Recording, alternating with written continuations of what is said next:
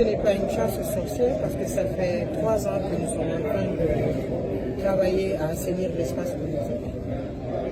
À la prise du pouvoir, comme le ministre a dit, on était à 350 partis politiques. On est revenu au moment de la prise des fonctions du général deuxième secrétaire de la République à 211 partis politiques. 211 partis politiques. Et aujourd'hui, vous venez de suivre la présentation. 99 partis politiques ont émergé du lot en 2 formats. Il y en a qui ont des observations. La plupart des observations, c'est qu'il y a des congrès qui ne sont pas tenus pendant 10 ans. Il y a d'autres qui ont 15 années de retard pour tenir de congrès. Ça veut dire que quand vous créez une association et que vous ne renouvelez pas les instances, ce n'est plus de la démocratie. Parce qu'il y a les instances à la base qui doivent être renouvelées chaque 2 ans, d'autres chaque 3 ans, 4 ans, 5 ans, 6 ans et 7 ans. Ça dépend du contenu de l'instance. Donc il faut que les gens puissent aller au congrès pour renouveler les instances. C'est ça aussi une association politique. Donc ces 24 partis-là font ces observations parce qu'ils doivent aller globalement en congrès. Et dans le lot des 24 également, il y en a qui doivent finaliser leur bilan comptable. Et ils sont en train de travailler dessus, les gens ont fini. Mais par contre, 75 sont libres d'exercice, ça veut dire qu'ils ont tout fait. Donc ce n'est pas une chasse aux sorcières. Ça met en application les dispositions légales, ça met en application aussi les textes qui gouvernent les partis politiques, notamment les statuts.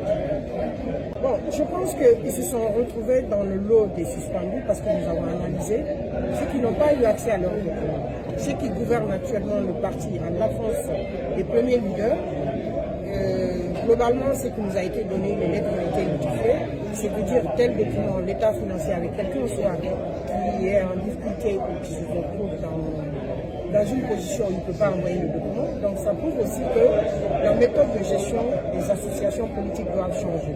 Ce n'est pas le leader qui doit conserver tous les partis et tous les documents. Il faut que les documents soient soit au secrétaire administratif, au secrétaire permanent, ou en tout cas à la personne désignée au sein du bureau politique pour conserver les documents. Donc c'est l'effort-là qu'ils doivent fournir. Ce n'est pas qu'ils ont démérité, mais c'est juste que les documents complémentaires qu'ils devraient fournir au ministère n'ont pas été fournis dans les 90 jours. Et je pense que ça va permettre aussi aux leaders de ces partis de remettre ces documents à ceux qui sont en train de faire fonctionner le parti actuellement pour que dans les 3 mois à venir, qu'ils puissent sortir de cette situation. Je pense que c'est un exercice normal. Et vous, en tant que presse, vous devrez nous aider à ce que chaque association politique puisse travailler comme une association, mais pas comme une entreprise. J'insiste là-dessus parce qu'un parti ne doit pas être l'apanage d'un individu. Un parti, ce n'est pas une entreprise et son patron qui l'a créé. Un parti, c'est une association des hommes et des femmes qui ont les mêmes valeurs, qui ont un programme commun ensemble, qui ont une idéologie ensemble. Donc c'est ce qu'on doit faire émerger et c'est cette culture démocratique qu'on doit le faire.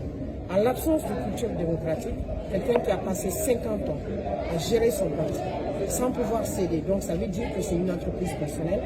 Quand il arrive au pouvoir, je vous dis, ne vous attendez pas à avoir de la démocratie au sommet de l'État. Donc l'exercice que nous sommes en train de faire, c'est contraindre chaque leader à laisser la place conformément au statut règlement intérieur à chaque membre du bureau d'exécuter le mandat qu'il a et les tâches qui lui sont confiées.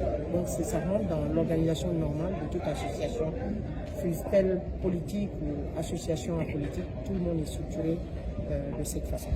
Vous voyez aujourd'hui que nous nous retrouvons dans un espace enseignant, parce que vous avez quand même 28 partis politiques qui sont suspendus.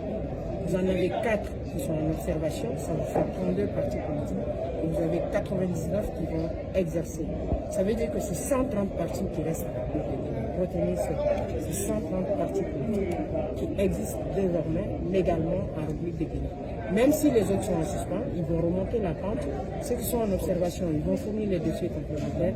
Mais à date, la Guinée, la République de Guinée a 130 partis politiques qui exercent sur le territoire national, quel que soit leur statut.